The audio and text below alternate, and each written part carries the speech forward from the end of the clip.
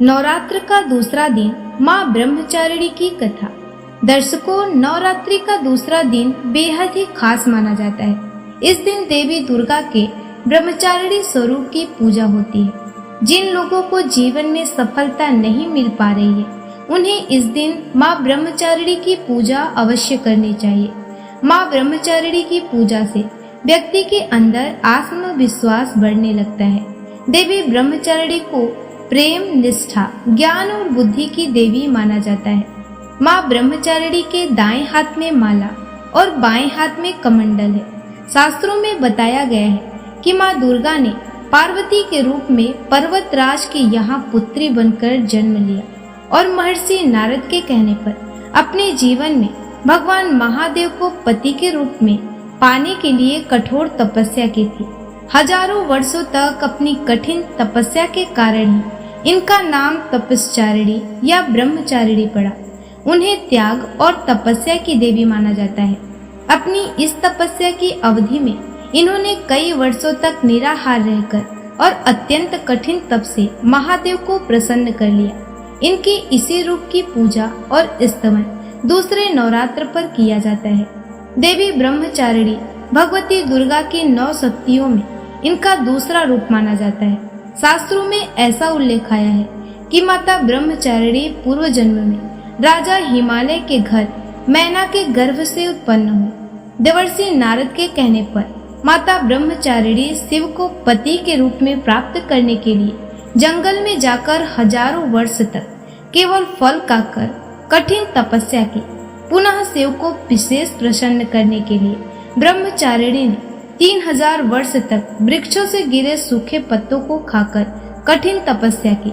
ब्रह्मचारिणी माँ की उपासना एवं आराधना करने से भक्तों को अनेक प्रकार की सिद्धि प्राप्त होती है, जैसे तप, त्याग, वैराग्य, सदाचार इत्यादि की वृद्धि होती है। इनकी कृपा से भक्तों को सर्वत्र विजय की प्राप्ति होती है एवं जीवन की अनेक प्रकार की परेशानियां भी समाप्त हो जाती हैं।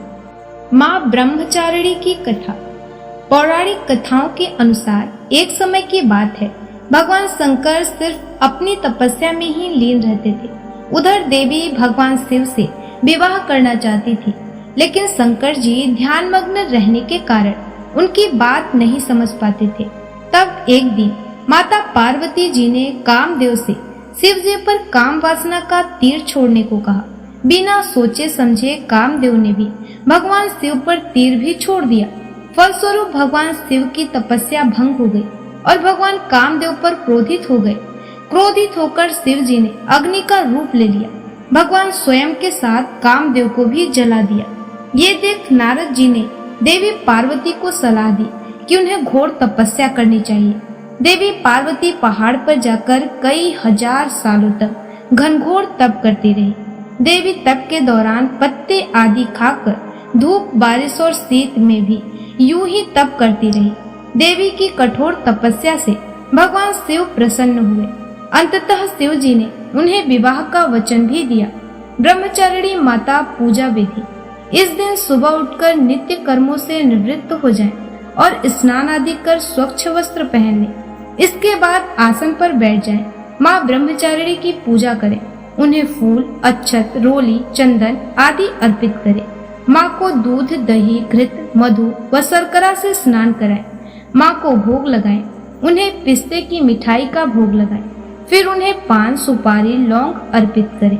माँ के मंत्रों का जाप करें और आरती करें। सच्चे मन से माँ की पूजा करने पर वो व्यक्ति को संयम रखने की शक्ति प्राप्त कराती है। तो दोस्तों, अगर आपको हमारा ये वीडियो पसंद आया हो तो लाइक करें, सब्सक्राइब करें तथा कमेंट सेक्शन में अपनी राय अवश्य दें। धन्यवाद।